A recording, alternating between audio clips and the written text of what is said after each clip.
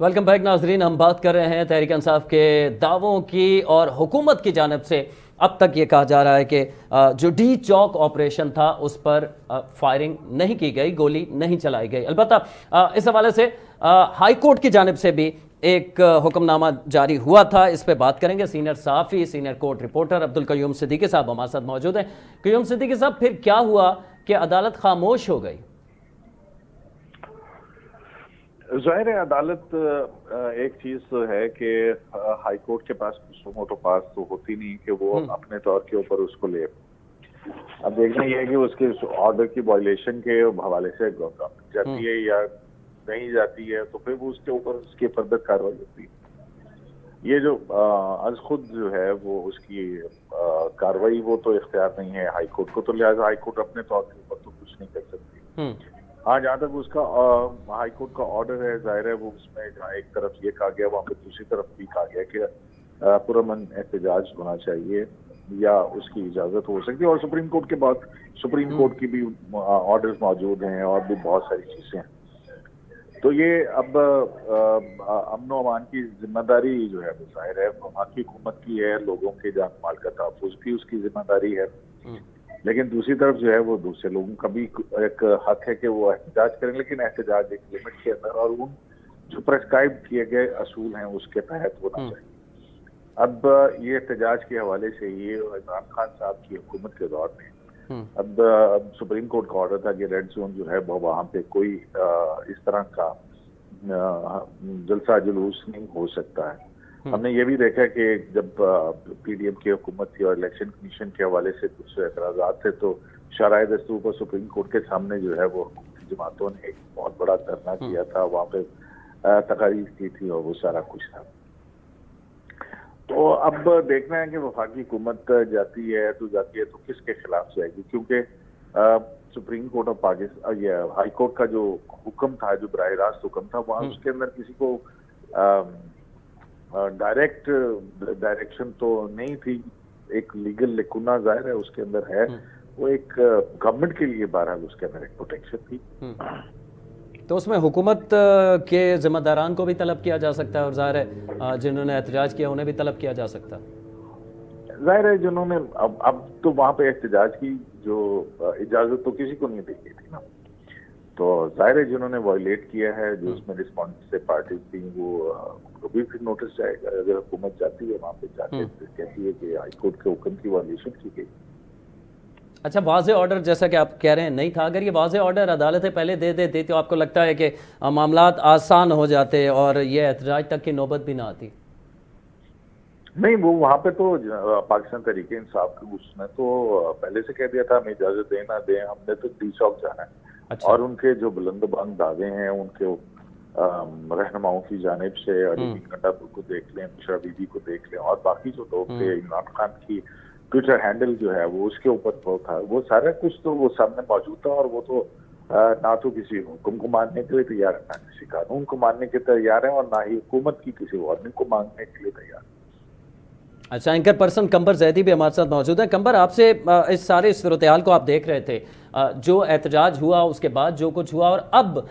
مختلف قیاس آرائیاں کی جا رہی ہیں وفاقی دارالحکومت میں کہ پہلے تو پی ٹی آئی کی جانب سے دعوے کیے گئے کہ کچھ عہدے تبدیل کیے جا رہے ہیں، کچھ اس قسم کے بھی رومر سامنے آئے، لیکن اب کیا واقعی کیا وفاقی دارالحکومت کی فضاؤں میں گورنر راج کی گونج ہے یا نہیں ہے، یا یہ صرف جیسے کوثر کاظمی صاحب ہمارے ساتھ موجود تھے وہ کہہ رہے تھے کہ اس میں بات ضرور ہوئی ہے لیکن ابھی کچھ کہنا قبل از وقت ہوگا، کیا شنید ہے اسلام آباد میں؟ دیکھیں، کیبنٹ کے اندر یہ ڈسکس ہوا ہے اور بڑا تھورولی اس پہ ڈیلیبریشن ہوئی ہے، اور اس ڈیلیبریشن میں مختلف جو وزراء ہیں انہوں نے اپنی رائے دی ہے، اور جو اکثریت تھی وہ اس حق میں تھی کہ گورنر راج لگنا چاہیے، اور اس کے بعد پھر انہوں نے کہا کہ صدر مملکت کے پاس جائے گا یہ معاملہ،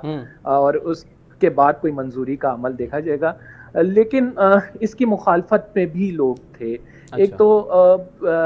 جمہوری معاشروں میں گورنر راج کا لگنا یہ اٹ سیلف ایک بڑی بات ہے، کیونکہ آلریڈی تحریک انصاف اس صوبے سے اکثریت لے کر آئی ہوئی ہے اور اس کی حکومت قائم ہے۔ آپ اس کی پرفارمنس پہ، اس کے جو احتجاج ہے اس پہ کوشچن ضرور کر سکتے ہیں، لیکن گورنر راج لگانا کوئی سلوشن نہیں ہے اس چیز کا۔ آپ جس طرح سے تحریک انصاف کو سائڈ لائن کر رہے ہیں، جس طرح سے احتجاج کو ختم کرایا گیا طاقت کے زور پہ، جس طرح سے تحریک انصاف پہ ایک مسلسل ہم یہ دیکھ رہے ہیں کہ تقریباً جب سے رجیم چینج آپریشن ہوا ہے اس کے بعد سے ہم اس پارٹی کو جو ہے جس طرح سے مشکلات کا سامنا ہے، تو ان کو اگر آپ گورنر راج بھی لگا کے بالکل ہی سائڈ لائن کر دیں گے تو میرے خیال سے اس صوبے کی عوام کے ساتھ بڑی زیادتی ہے جنہوں نے ووٹ دے کر اس کو منتخب کیا ہے۔ آخری دفعہ ہم نے 2008 سے 13 تک کے درمیان میں جو پیپلز پارٹی کی حکومت تھی، گو کہ وہ مختصر گورنر راج تھا پنجاب کے اندر، لیکن لگایا گیا تھا پیپلز پارٹی کی جانب سے، تو آپ یہ سمجھ رہے ہیں کہ اگر کے پی کے میں گورنر راج کی طرف حکومت جاتی ہے تو یہ حکومت اپنے لیے مزید معاملات خراب کر لے گی؟ دیکھیں بالکل ایسے ہی ہے، کیونکہ جو اس ٹائم سینٹیمنٹ ہے عوام کا اس کو دیکھنا بڑا ضروری ہے، اور پھر آپ نے ایڈمنسٹریٹیولی چیزیں چلانی ہوتی ہے۔ آپ کو پتہ ہے کہ ایک صوبے کی عوام جس نے اس حکومت کو منتخب کیا ہے، جس نے اس پارٹی کو ووٹ دیے ہیں، ابھی اس پارٹی آلریڈی کلیم کری ہے کہ ہمیں وہ سیٹس نہیں ملی ہیں جو کہ ہمیں ملنی چاہیے تھی۔ ان کا مینڈیٹ جو ہے وہ انہوں نے عدالتوں میں چیلنج کیا ہوا ہے، الیکشن ٹریبیونلز میں۔ تو میرا خیال سے بڑا مشکل ہو جائے گا اگر گورنر راج کی طرف جایا بھی جاتا ہے، اتنا آسان نہیں ہے یہ معاملہ کرنا۔ حکومت آلریڈی اتنی مشکلات کا شکار ہے، ایک اور اپنے سر لے لے گی۔ لیکن میں آپ کو یہ بتا دوں کہ تحریک انصاف تو وہ پارٹی ہے جس نے اپنی دونوں حکومتیں چھوڑی تھیں، جب وہ پنجاب میں تھی، جب وہ خیبر پختونخوا میں تھی، تو یہ دونوں جو حکومتیں ہیں انہوں نے خود سے اس کی اسمبلیز توڑی تھی اور اس کے بعد پھر الیکشن کا مطالبہ کیا تھا۔ تو اس پارٹی کو تو میرا خیال سے فرق نہیں پڑتا، کیونکہ اس پارٹی کو پتہ ہے کہ اس کی پاپولیرٹی اس ٹائم پاکستان میں عروج پہ ہے، اور آج بھی اگر فری اینڈ فیئر الیکشنز کرائے جائیں تو سب کو پتہ ہے ریزلٹس معلوم ہے کہ ریزلٹس کیا آئیں گے۔ ریزلٹس کیا آئیں گے؟ عبدالقیوم صدیقی صاحب، تو پھر ہم کیا سمجھیں گورنر راج کی جو باتیں ہو رہی ہیں، اسے حکومت کی جانب سے گیدڑ بھپکے سمجھا جائے یا واقعی وہ سنجیدہ ہیں، اس معاملے میں غور ہو رہا ہے؟ دیکھیے گورنمنٹ جو ہے وہ مختلف آپشنز جو ہیں وہ اس کے اندر آئین و قانون میں رہ کے ہی کیے جا سکتے ہیں، نہ کوئی غیر قانونی کام تو ہو نہیں سکتا ہے۔ بہت سارے چیزیں ہیں۔ خیبر پختونخوا کی اگر لا اینڈ آرڈر کی صورتحال دیکھیں تو اس میں کیا آپ کو لگتا ہے کہ خیبر پختونخوا کی حکومت جو ہے وہ اپنے اس بنیادی ذمہ داری جس میں اس نے اس صوبے کے اندر لا اینڈ آرڈر کو برقرار رکھنا ہے، کرم کا پارا چنار کے واقعات 150 سے زیادہ لاشیں گری ہیں وہاں پہ، ٹھیک ہے، اور پھر یہی نہیں ہے، وہاں پہ جو دہشت گردی کے واقعات جو اور دوسرے تیسرے چیزیں ہیں جہاں پہ ریٹ آف دی گورنمنٹ جو ہے وہ آپ نے اسٹیبلش کرنی ہے، تو پھر آئین کے اندر تو بہت ساری چیزیں ہیں۔ ظاہر ہے اس کے اندر آرٹیکل 17 بھی ہے، وہ ایک ایسی سیاسی جماعت جو کہ پاکستان کے مفادات کے خلاف چل رہی ہو، اس کے اوپر پابندی کا بھی آپشن ہے۔ گو کہ اگر فیڈرل گورنمنٹ اس کے اوپر پابندی لگاتی ہے تو پھر اس کی سپریم کورٹ آف پاکستان سے 15 دن کے اندر یا 30 دن کے اندر منظوری جو ہے وہ اس کو لینا ہوگا۔ اب اگر ہم دیکھیں تو جو میڈیا کے اوپر آپ گورنمنٹ کی طرف سے جو ایک کیمپین چل رہی ہے، آج بھی آپ نے دیکھا ہوگا کہ جس کے اندر تحریک انصاف کی جب سے جس کو میرا بھائی کہہ رہا تھا رجیم چینج آپریشن، جو کہ ایک ووٹ آف نو کانفیڈنس کے ذریعے سے اپنی اکثریت کھو گئے تھے، اور پہلا جو ہے وہ عدم اعتماد اگر کسی کے خلاف کامیاب ہوا تو وہ عمران خان صاحب تھے، اور اس میں اگر آپ پولیٹیکل ذہن کے طور پر دیکھتے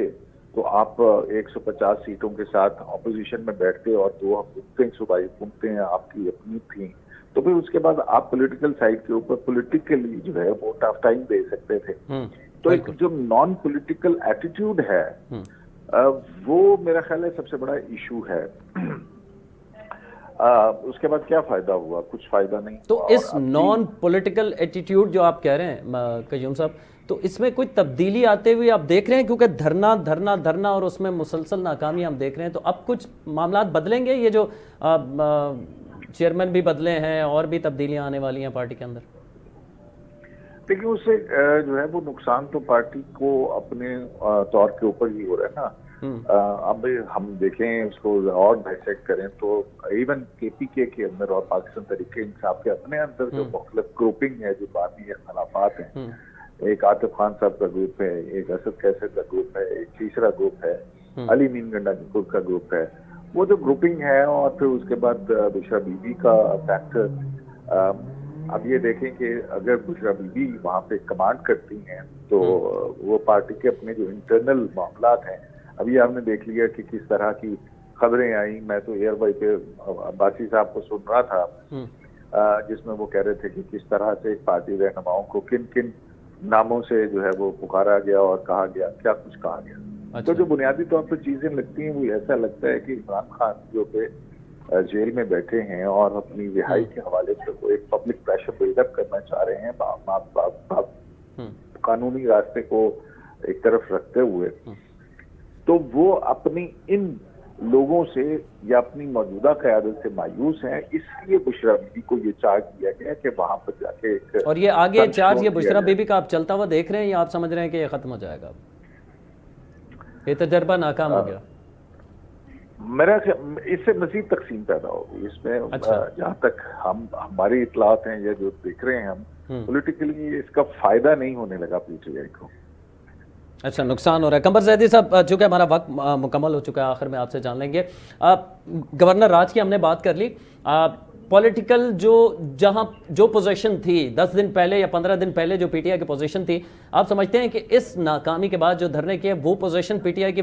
رہی ہے، اور یہ جو عہدوں پہ تبدیلیاں ہیں اس سے وہ بھرپائی ہو پائے گی، یا اتنا ڈیمیج ہو چکا کہ اب آگے دھرنا یا احتجاج بڑا مشکل ہوگا پی ٹی آئی کے لیے؟ دیکھیں، اس سے پہلے ایک دھرنے کی کال دی گئی تھی، اس میں بھی یہی ہوا تھا کہ وہ دھرنا نہیں ہوا. پھر علی امین گڈا پور صاحب جو ہے چلے گئے واپس، ابھی بھی دھرنا نہیں ہوا. اس کے پھر ہم نے دیکھا کہ فوراً 1 مہینے بعد پھر کال دے دی گئی عمران خان صاحب کی جانب سے، اور جتنے اس ٹائم لوگ آئے تھے اس سے زیادہ لوگ نکل آئے. تو یہ کہنا میرا خیال سے